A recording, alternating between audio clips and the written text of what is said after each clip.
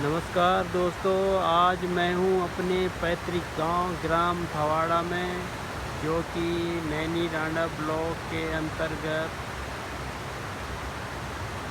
District Pauri block Naini डांडा में पड़ता है।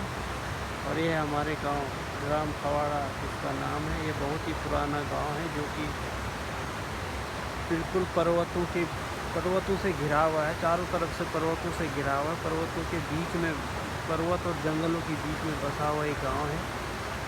ये ऊपर है थेप गांव, जहाँ तक कि हम बाई बस आते हैं, बस से आते हैं। उसके बाद हमें दुर्भाग्यवश पैदल ही चलना पड़ता है, क्योंकि हमारे जो प्रतिनिधि है उनकी नाकामियों की वजह से ये अभी भी हमारे लिए पैदल का ही रास्ता है। और ये हमारे गांव के एक बहुत ही सुंदर नज़ारा, जिसको देखने के लिए लोग शिमला, जम्मू कश्मीर, मसूरी, नैनीताल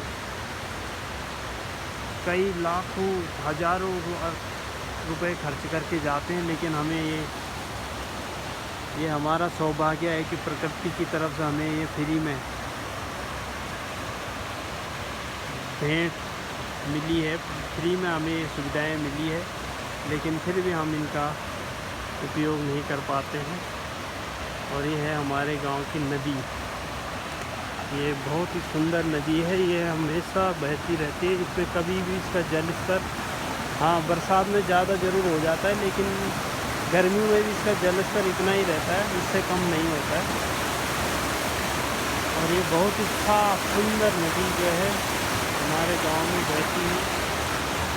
ये हमारे गांव से शुरू होती, तो कई गांव को इसका पानी जाता है, कई गांव को इसका लाभ मिलता है। इसका पानी सिंचाई और पीने में कई गांव के लिए जाता है।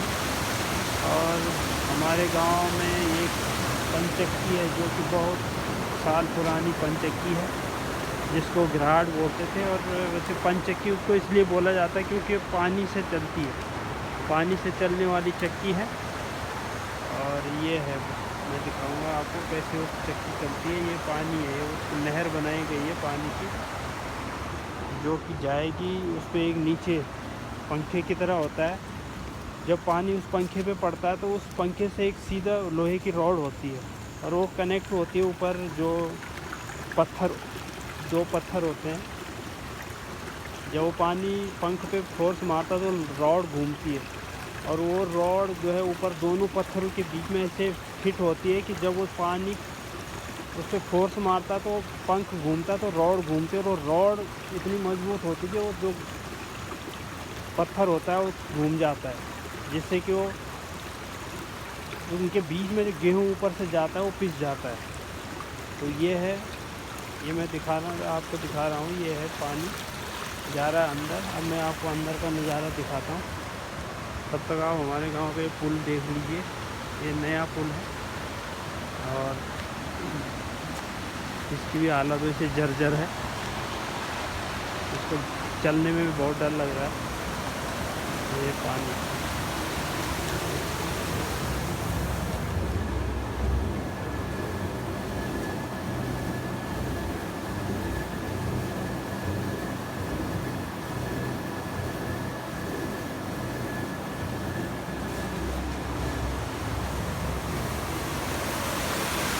ये पहले ज़माने में जब चक्की की सुविधाएं नहीं होती थी, तो इसी से हम लोग पिसाई करते थे, गेहूँ पीसते थे और वही आटा खाते थे। ये वो पत्थर है, ये पत्थर है, इसके बीच में एक लोहे का बनाया जाता है, जो कि नीचे उस रॉड पे फिट होता है, और वो रॉड नीचे पंखे पे फिट होती है। जब वो पानी पंखे पे फोर्स मारता है तो रॉड घूमती है। इसके बीच में जो लोहे का वो रॉड यहाँ पे फिट होती है। फिर उसका खांचा ऐसे बनाया जाता है कि जब वो घूमता है तो वो रॉड इसको घुमा देती है, इस पत्थर को। और इस पर दूसरा पत्थर इसके नीचे होता है, तो जब ये घूमता है तो फिर उसके बीच में जो गेहूँ आता है वो पिसता जाता है और उसका आटा बनता जाता है। ये मैंने आपको पंचक्की के जितना मुझे पता था मैंने बताया।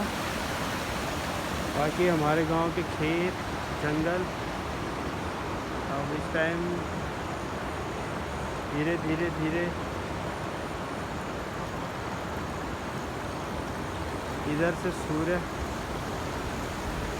जो धूप है वो धीरे धीरे अस्त हो रहा है। ये इस साइड अभी धूप है, लेकिन इधर से जो है क्योंकि सूरज के ठीक अपोजिट डायरेक्शन में चला गया, जिससे यहाँ छाया हो गया और यहाँ बिल्कुल धूप है। ये स्कूल है हमारे गांव की, जो कि बंद हो चुकी है। अब इस स्कूल में एक भी बच्चा नहीं पढ़ता है, क्योंकि हमारे गांव से लगभग 80% पलायन हो चुका है। क्योंकि हमारे गांव में कोई स्वरोज़गार करने के लिए बहुत कुछ है, लेकिन सुविधाएं कुछ भी नहीं है। यहाँ पे बहुत हमारे जो भाई हैं उन्होंने कोशिश भी की है, उन्होंने यहाँ पे सब्जियाँ उगाई, फल उगाया, ये मछली पालन का व्यवसाय किया, बकरी पालन होता है। लेकिन क्या करें, रोड से कनेक्टिविटी नहीं होने के कारण आदमी कुछ नहीं कर सकता है। अगर वो किसी बाज़ार से कनेक्ट नहीं होगा तो वो व्यवसाय नहीं कर सकता है, फिर वो सब्जियां या फल वहीं के धरे रह जाते हैं। तो ये सब हमारे जो प्रतिनिधि हैं उनकी नाकामयाबी है। ये मैं देख रहा हूँ कि पीछे 40-45 सालों में यहाँ इस गांव की हालत जस्ट तक बनी हुई है। कोई नई चीज़ यहाँ पे नहीं हुई है, कोई सुविधा, रोड जहाँ तक थी वही है, कुछ भी यहाँ नया नहीं हुआ है। बस प्रतिनिधि आए गए, लेकिन किसी ने कोई काम नहीं किया। लेकिन मैं अपने जो गांव के जो प्रवासी जो हमारे भाई बहन हैं, मैं उनसे एक अपील करता हूं कि जो भी लोग सक्षम हैं, चाहे वो किसी भी तरह से हो, सभी के लिए मैं नहीं कह सकता, लेकिन जो लोग सक्षम हैं किसी की मदद कर सकते हैं, तो यहाँ पे जो लोग रह रहे हैं प्लीज़ उनकी मदद कीजिए, जिससे कि वो कुछ अपना स्वरोज़गार कर सकें। और ये खेत है, बिल्कुल पूरा ये सिंचाई का है, क्योंकि हमारे गांव की जो नदी है हमारे गांव से लेकर कई और गांवों को भी पानी देती है, चाहे सिंचाई का हो या पीने का हो। लेकिन अभी खेत ऐसे बंजर पड़े, कोई करता नहीं है। करता क्यों नहीं है कि कोई करता भी है थोड़ा बहुत तो जानवर खा जाते हैं। चारों तरफ से ये कटीली झाड़ियों से घिर चुका है, सारे रास्ते बंद हो चुके हैं। जब भी यहाँ पे आते तो बहुत कठिनाई से हम यहाँ पहुँचते हैं। और ये बहुत बड़ी चट्टान हमारे गांव में जो कि कई सालों से हम देख रहे हैं उसको। ये है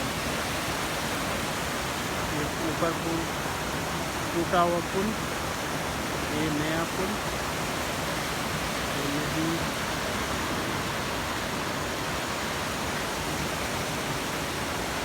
ये ऊपर जो मैं आपको दिखा रहा हूँ जो पर्वत श्रृंखला है, ये रोड जाती है इधर, वहाँ तक हमें पैदल चलना पड़ता है।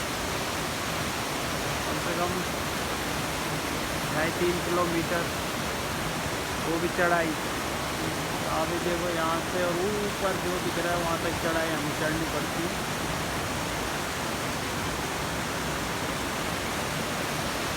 और लोगों से बात हुई तो लोग कह रहे थे कि सर्वे तो 3-4 बार हो चुका है यहाँ वहाँ से और यहाँ तक का, लेकिन अभी तक इससे काम शुरू नहीं हुआ।